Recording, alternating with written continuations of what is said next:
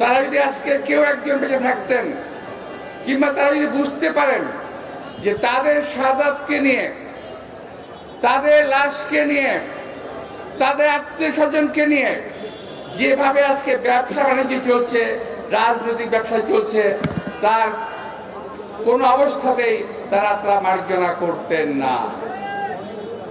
তারা লজ্জা পাচ্ছেন যে তারা কি কারণে জান দিয়েছিল, কি কারণে গুলির সামনে বুক পেতে দিয়েছিল, সেই কারণগুলো আজকে আর হচ্ছে না। এবং পরিষ্কার দেখা যাচ্ছে ওই ঘটনাগুলোকে নিয়ে বিশেষ কয়েকটি দল রাজনীতি করছে এবং তাদের বিক্রি করে রাজনৈতিকভাবে প্রতিষ্ঠা পাওয়ার চেষ্টা করছে। আজকে যারা তাদেরকে বিক্রি করে দল প্রতিষ্ঠিত করার চেষ্টা করছেন, যেই দল প্রতিষ্ঠিত নয়, একটি দল প্রতিষ্ঠিত হওয়ার চেষ্টা করছেন। আর কিছু দল আছে তারা বেচা কেনা করতেছে। এই একজন তথাকথিত পীর সাহেব, নামটা বলতে চাই না, যিনি বলেছিলেন জামাতের ছোঁয়া যেখানে লাগবে সেই জায়গায় পচে যাবে। মনে আছে কি বলছিল আপনাদের কথাটা? উনি আজকে জামাতের কোলে উঠে বসেছেন। আবার বিএনপিকে আজকে অনেকে আওয়ামী লীগের কাতারে ঠেলে দেওয়ার চেষ্টা করছেন। ওই দিন দেখলাম একটা ছেলে, আমাদের মজদুর বয়সী হবে কিংবা যারা আছে তাদের বয়সী হবে, একটা ছেলে বিএনপি সম্পর্কে বলছে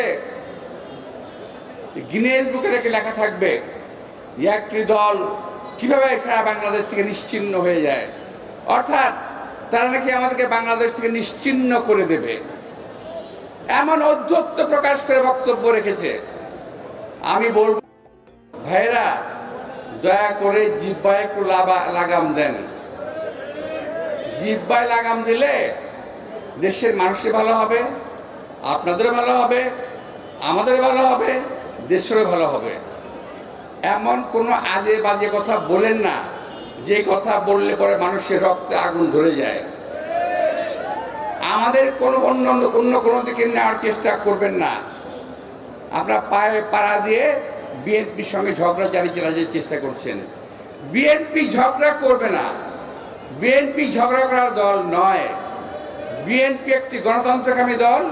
বিএনপি গণতন্ত্রের জন্য লড়াই করে মানুষের সঙ্গে নিয়ে, সেখানে যদি আপনারা পাকে পড়ে যান তখন আমাদের কিছু করার থাকবে না। বিএনপি ক্ষমতায় যাওয়ার জন্য পাগল হয় নাই। বিএনপি 17 বছর রাজপথে আন্দোলন করেছে দেশের মানুষের গণতন্ত্রের জন্য, ভোটের অধিকারের জন্য। আর আজকে সেই সুযোগ নিয়ে বিএনপিকে নিশ্চিহ্ন করে দিয়ে আপনারা ক্ষমতায় যাওয়ার চেষ্টা করতেছেন। আপনারা ভাবছেন বিএনপি যদি না থাকে তাহলে আপনাদের ক্ষমতায় যাওয়ার পথ প্রশস্ত হয়ে গেল। আরে ভাই, বিএনপির একটা নেতা কর্মী জীবিত থাকতে কখনোই আপনাদের খায়েশ কখনো পূরণ হবে না।